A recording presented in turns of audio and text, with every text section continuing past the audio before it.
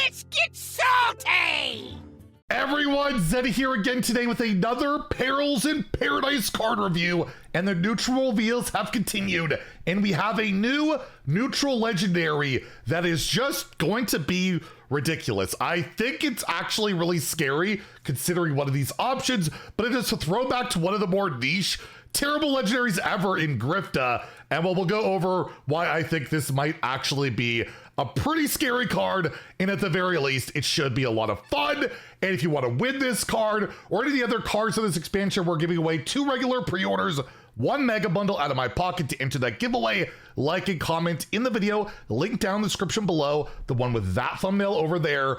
Be subscribed to the channel. Every 1,000 subs we get until all the cards are revealed, I will add another mega bundle. So hit that sub button, make me go broke. So we have a new Grifta, an inspired card from the old Grifta that would basically, you just discovered 2 cards and either you or your opponent got them at random. Wasn't great, but now we have the Grifta, the Trusted Vendor, a 4-mana 4/5 neutral legendary battle cry. Discover an amazing amulet to give to both players. The enemy's version is a phony version. So what does that mean? Well, we have the first amulet here, the Amulet of Passions. The real version, your version, you get to take control of an enemy minion until the end of your turn. And all these amulets, I believe, are 1 mana. So that's your version. Your opponent's does the same thing, but it only the minion you take will only have 1 attack this turn. So if you want to go face with it or trade into a minion,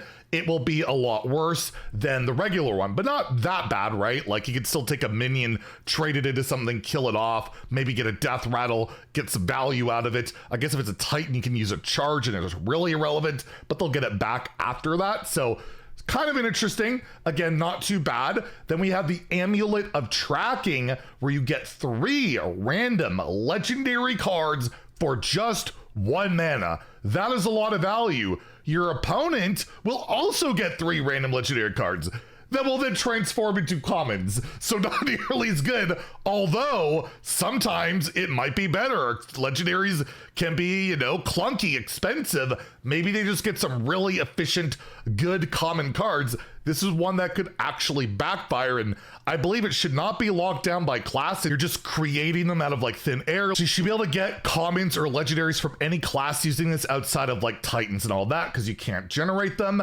Next, we have the Amulet of Critters, where you summon a random 4-cost minion and give it taunt. Not too bad. You could get a 4-mana 7/7, give it taunt. You could get a Slagma and give it taunt, and it's still dormant for 6 turns and you're sad.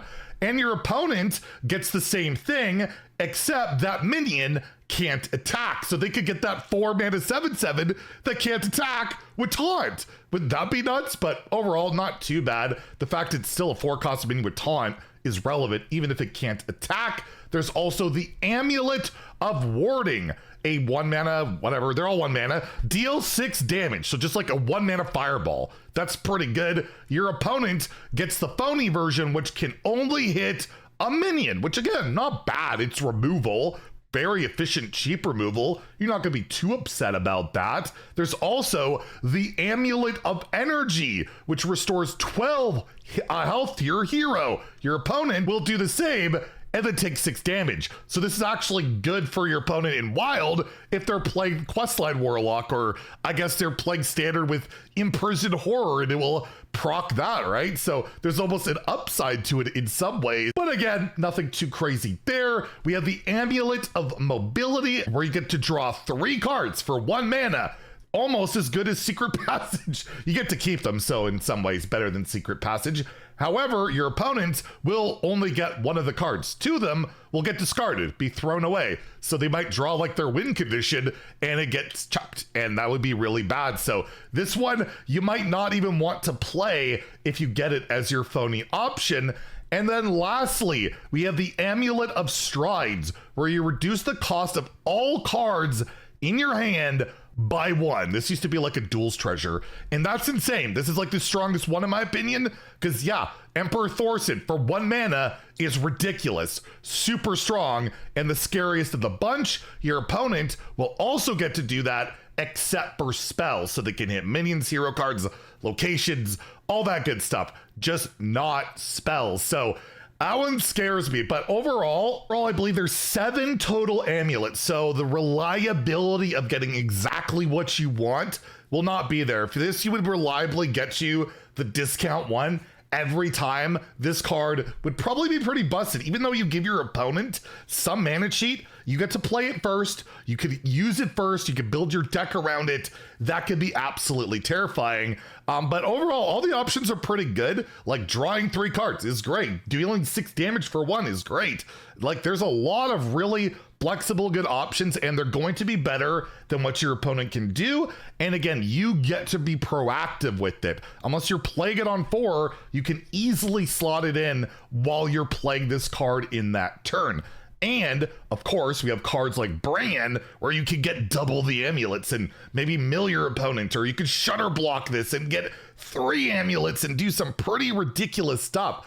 I'm not writing this card off. It's more of a silly card, but it's also a card with real potential because the upside of so many of these cards are really strong, and there is a downside to a significant amount of these, especially if you take like the 1 mana draw 3.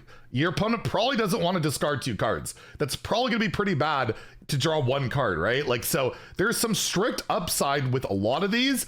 I think this sees meta play, especially in Reno decks. That could be pretty good, but just, you know, just in general, just a good 4 mana card that can give you a really good spell, and your opponent might not be able to utilize it nearly as well. I'm probably overrating this. I'm probably overthinking this. It's probably not as good as I think, but I am going to give this a 4 out of 5 in standard. I think this is a legitimate, possible meta card that can do some pretty crazy stuff and could lead to some pretty crazy moments as well. And in Wild, yeah, probably a little too slow at 4 mana. You just, the hyper everything strategies going on there. I don't think it makes the cut, but you can shutter walk this and just get a million of them and just whatever, you can do it, right? I'll give it a 2 there. But again, I'm very curious to see how this one will play out. So let me know in the comments down below how right or wrong I am about this one. So there are 2 more neutral reveals later today. So we got lots more cards every hour. So tune in like an hour from now. We'll have another review. And an hour after that, we'll have another one. So stay tuned for all that. Enter the giveaway. All that good stuff. Enjoy the video. Please like and subscribe. Have a great day. And stay salty, my friends.